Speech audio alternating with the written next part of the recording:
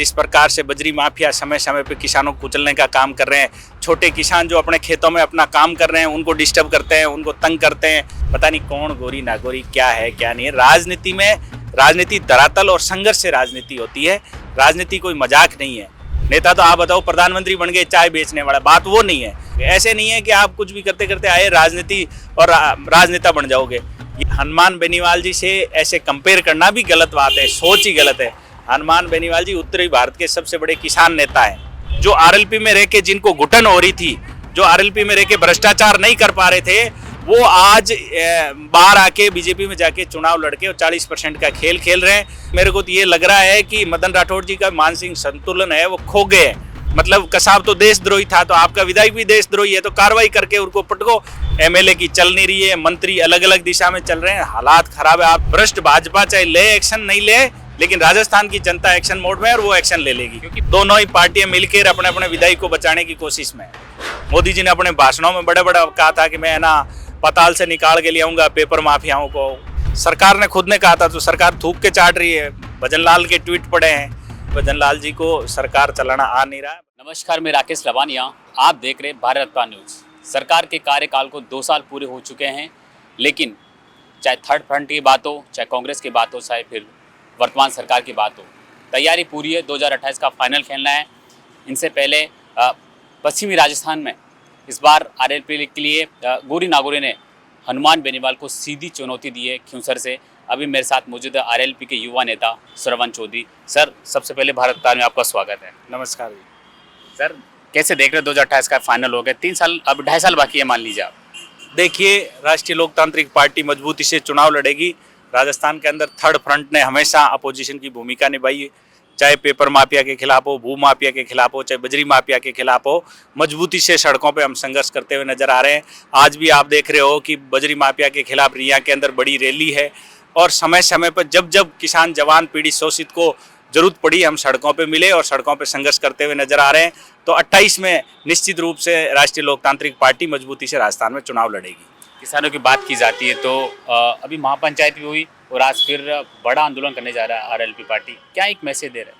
देखिए, ये किसानों की बड़ी पीड़ा थी रिया के अंदर। जिस प्रकार से बजरी माफिया समय समय पे किसानों को कुचलने का काम कर रहे हैं, छोटे किसान जो अपने खेतों में अपना काम कर रहे हैं उनको डिस्टर्ब करते हैं, उनको तंग करते हैं, वो वहाँ काम नहीं कर पा रहे हैं। तो किसानों की एक आवाज़ थी कि नेताजी आए और बड़ा आंदोलन किया। पहले भी हमने बजरी माफिया के खिलाफ बड़े आंदोलन किए थे, और अब वापस जरूरत पड़ी है। तो आंदोलन आज जो है महारैली जो है रिया के अंदर है। निश्चित रूप से किसानों को राहत मिलेगी और न्याय मिलेगा, और न्याय और हक के लिए राष्ट्रीय लोकतांत्रिक पार्टी और हनुमान बेनीवाल जाने जाते हैं। राजस्थान की राजनीति में खिंवसर सीट हमेशा एक लोकप्रिय रही है, और यहाँ पर इस बार लोकप्रिय डांसर गोरी नागोरी ने हनुमान बेनीवाल को सीधी चुनौती दी है। कैसे देखते हैं आप? देखिए, जबरदस्ती मीडिया उसको टीआरपी दे रहे हैं। ऐसे कोई, देखो, राजनीति कोई मजाक नहीं है। पता नहीं कौन गोरी नागोरी क्या है क्या नहीं है। राजनीति में राजनीति धरातल और संघर्ष से राजनीति होती है। राजनीति कोई मजाक नहीं है। जो करना, ये स्वतंत्र भारत है, कोई भी आए नेता बने। नेता तो आप बताओ प्रधानमंत्री बन गए चाय बेचने वाला, बात वो नहीं है। बात ये है कि संघर्ष करना पड़ेगा। आप जब तक रोडों पे किसान जवान पीड़ित शोषित के लिए संघर्ष नहीं करोगे तो आप राजनीति नहीं कर पाओगे। ऐसे नहीं है कि आप कुछ भी करते करते आए राजनीति और राजनेता बन जाओगे।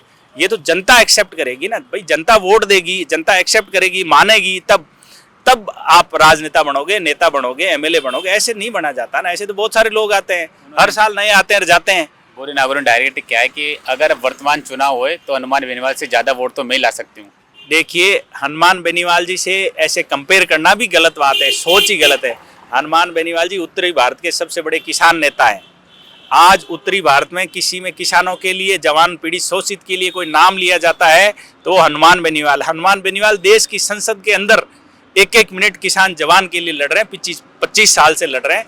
हनुमान बेनीवाल जी के सामने चुनाव में ऐसे कई मुख्यमंत्रियों ने अपने दांव पेच खेले थे, उनको मुंह की खानी पड़ी। ऐसा कुछ नहीं होना। ये सब सस्ती लोकप्रियता के लिए लोग अनर्गल बयान दे रहे हैं, और बयान देने के लिए कोई मना ही नहीं है। जो चाहे वो बयान दे, जो चाहे वो चुनाव लड़े, लेकिन खिंवसर के अंदर है राष्ट्रीय लोकतांत्रिक पार्टी और हनुमान बेनीवाल अगले 25 सालों तक कोई उनको वहाँ से नहीं हटा सकता, क्योंकि आज किसानों की जो हसर किया और 40% वाला खेल पूरे प्रदेश और देश ने देखा है किस प्रकार से वहाँ के भ्रष्ट विधायक 40% का खेल खेल रहे हैं। जो आरएलपी में रह के जिनको घुटन हो रही थी, जो आरएलपी में रह के भ्रष्टाचार नहीं कर पा रहे थे, वो आज बाहर आके बीजेपी में जाके चुनाव लड़के और 40% का खेल खेल रहे हैं। माननीय प्रदेशाध्यक्ष जो भाजपा के, वो कह रहे हैं भ्रष्टाचार पे पर्दा डालने का काम कर रहे हैं। वो कह रहे हैं, कभी कसाब से कंपेयर कर रहे हैं, कभी कह रहे हैं कि काल्पनिक घटना थी। मेरे को तो ये लग रहा है कि मदन राठौड़ जी का मानसिक संतुलन है वो खो गए। कसाब से कंपेयर कर रहे हैं अपने विधायक को, मतलब कसाब तो देशद्रोही था, तो आपका विधायक भी देशद्रोही है, तो कार्रवाई करके उनको पटको। और ऐसे लोगों पे आजीवन चुनाव लड़ने पे पाबंदी होनी चाहिए, क्योंकि जो भ्रष्टाचार में लिप्त है वो वापस चुनाव लड़ेगा, वापस भ्रष्टाचार करेगा। क्या वो होगा, कौन गारंटी देगा कि वो ईमानदारी से काम करेंगे। आपने 40% की बात की। आरएलपी सुप्रीमो हनुमान बेनीवाल कहते हैं कि आरएलपी की सरकार बना दो, 2 दिन में भ्रष्टाचार खत्म। डांगा भी आपकी पार्टी से थे, पार्टी छोड़ी, बीजेपी में गए और 40% कमीशन लेने के आरोप लगे। बिल्कुल सही है, क्योंकि वो यहाँ कमीशन ले नहीं पाए। वो यहाँ पे उनको ईमानदारी से काम करना पड़ा आरएलपी में, और आरएलपी में जब ईमानदारी से काम उनको घुटन हुई तो वो वहाँ बीजेपी में भाग गए और बीजेपी के चंद लोगों के चुगल में फंस गए, और चुगल में फंस के और 40% का भ्रष्टाचार करने लग गए।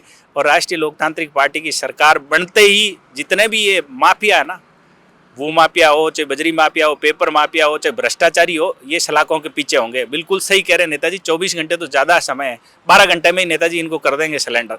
क्योंकि आप बताओ कि ईमानदारी से लड़ने वाला आदमी ये काम कर सकता है, बेईमान नहीं कर सकता है, क्योंकि बेईमान आदमी कहीं न कहीं वो दबावा होता है, और वो खुद ही दबावा है, खुद ही बेईमान है, तो भ्रष्टाचारियों के खिलाफ कैसे कार्रवाई करेगा। पहली बार देखने को मिला राजस्थान में कि विधायक निधि में से ही एमएलए 40% ले रहा है, तो फिर जनता के काम कैसे हों?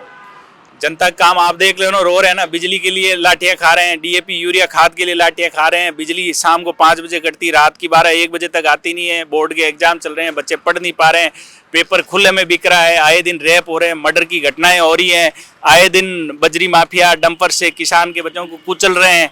आप बताओ क्या क्या घटनाएं प्रदेश के अंदर हो रही है। हालात प्रदेश का बदतर हो रहा है, हालात अलग अलग हो रही है, ब्यूरोक्रेसी अलग समांतर सरकार चला रहे हैं, एमएलए की चल नहीं रही है, मंत्री अलग अलग दिशा में चल रहे हैं, हालात खराब है। आप देखो ना, शहर की रोडें बिजली के लिए, यूरिया खाद डीएपी के लिए, डीजल 100 पार होगा, महंगा की, बेरोजगारी, प्रदेश के क्या हालात हो रहे हैं। राष्ट्रीय लोकतांत्रिक पार्टी ने मुद्दों की और धरातल की राजनीति की है। टोल मुक्त राजस्थान हो, फ्री बिजली हो, हर हाथ रोजगार हो, हर खेत पानी हो, सशक्त लोकायुक्त हो, स्वामीनाथन आयोग की रिपोर्ट लागू, ये बात किसी ने की प्रदेश के अंदर तो थर्ड फ्रंट राष्ट्रीय लोकतांत्रिक पार्टी ने की है। 3 एमएलए पर स्टिंग ऑपरेशन का आरोप तो लगा है, लेकिन ऋतु बनावत तो मीडिया के सामने आ रही है और कह रही है कि मैं निर्दोष हूँ, लेकिन रेवतराम डांगा और अनिता जाटव तो दूर ही नजर आ रहे हैं। जो खिंवसर का जो वर्तमान विधायक है भाजपा का, वो तो खुले में आपने देखा होगा मीडिया के सामने 50,000 की गिड्डी हाथ में लिए हुए घूम रहा है, और जिसने पहले ही 10 लाख रुपए थैले में ले चुके हैं, जिसने सौदा तय कर चुका है, जो फाइनल हो चुका है, हाथ में पैसे ले चुका है, वो क्या सबूत देगा, क्या अपना आप को सफाई देगा। चोरी करते हुए आदमी पकड़ा जाता है तो वो सफाई क्या देगा। फिर भी पार्टी एक्शन नहीं ले पा रही है। पार्टी एक्शन तो पार्टी को अब एक्शन देखो, ये पार्टी का अंदरूनी मामला है, लेकिन नहीं ले रही है तो जनता एक्शन ले लेगी, क्योंकि जनता तो एक्शन मोड में आ गई। पार्टी भ्रष्ट भाजपा चाहे ले एक्शन नहीं ले, लेकिन राजस्थान की जनता एक्शन मोड में है और वो एक्शन ले लेगी। क्योंकि बीएपी पार्टी के जयकृष्ण पटेल को तो यूं कह जी कि आपने 2 दिन पे कार्रवाई कर दी थी, लेकिन 3 एमएलए पर कोई कार्रवाई नहीं हो रही। तो इसमें ये लग रहा है ना कि कांग्रेस बीजेपी मिले हुए हैं, दोनों ही पार्टियां मिलकर अपने अपने विधायक को बचाने की कोशिश में। यहाँ तक कि प्रदेश अध्यक्ष मदन राठौड़ ने तो ऐसे कसाब का एक उदाहरण भी दिया था। बिल्कुल सही है, देशद्रोही कसाब भी था और देशद्रोही विधायक साबित हो गया, ये साबित प्रदेश अध्यक्ष ने कर दिया। पेपर एसआई भर्ती के लिए को कैसे देखते हैं? अभी सरकार ने तो स्पष्ट कह दिया है कि ये भर्ती रद्द करना ही गलत है। देखिए, पेपर माफिया अभी भी पकड़े जा रहे हैं, एसओजी अभी भी कार्रवाई कर रही है, एक एक करके पकड़े जा रहे हैं। कार्रवाई यदि और गति पकड़ेगी तो और मिलेंगे। हम नहीं चाहते हैं कि निर्दोष जो है वो इस भर्ती में, लेकिन जब इतना आप बताओ कि 137-40 के करीबन पकड़े गए हैं और तार जुड़ रहे हैं, तो क्यों नहीं आप इस भर्ती को रद्द करके नई भर्ती करो। तो जो थे, जो जिनमें टैलेंट है वो वापस सेलेक्ट हो जाएंगे। आप चिंता किस बात की है? सरकार को इतना क्या वो है, रिजिड क्यों हो रही सरकार इस भर्ती को लेके? कहीं न कहीं सरकार में बैठे हुए लोग भी मिले हुए हैं इसमें, इसलिए वो अपना आप को बचाने के लिए ये कर रहा है। चर्चा चल रही है कि हनुमान बेनीवाल इस भर्ती के लिए जी जान लगा दी, धरने पर बैठे रही है, और अब सरकार तो कह रही है कि भर्ती रद्द करना ही गलत है। सरकार ने खुद ने कहा था, तो सरकार थूक के चाट रही है। भजन लाल के ट्वीट पड़े हैं और इनके सरकार के मंत्रियों के ट्वीट पड़े हैं, ये कन्हैयालाल जी इनके आज भी ट्वीट पड़े हैं, रिकॉर्ड में ऑन रिकॉर्ड इन्होंने बोला था।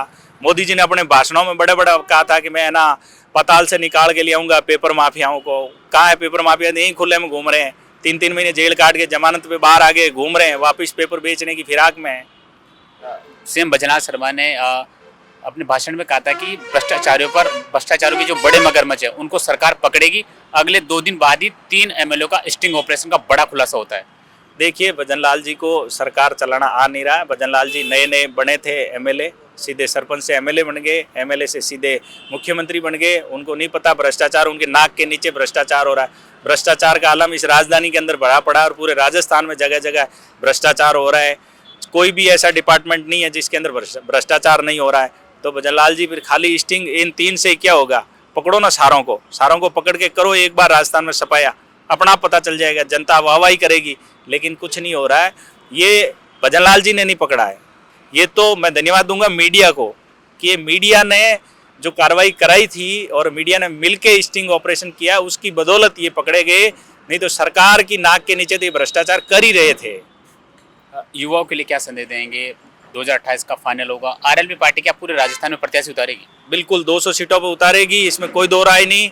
और मैं युवाओं को इतना ही कहूँगा, जो आपके हित हक और अधिकारों की लड़ाई राजस्थान में लड़ रहा है उसके साथ लो, क्योंकि ये मौके बार बार नहीं आएंगे। इन लोगों ने हमेशा आपको छलने का, ठगने का और आपके ऊपर कुठाराघात किया है। हमेशा ये बोला कि हम आपको रोजगार देंगे, रोजगार के नाम पे युवाओं का भविष्य बर्बाद करने का काम कांग्रेस भ्रष्ट बीजेपी ने किया है। तो मैं यही कहना चाहूँगा कि युवाओं अब जाग जाओ, उठो और मजबूती से उन लोगों का साथ दो जो आपके लिए दिन रात एक किए हुए हैं। पश्चिमी राजस्थान में तो आरएलपी पार्टी मजबूत नजर आती है।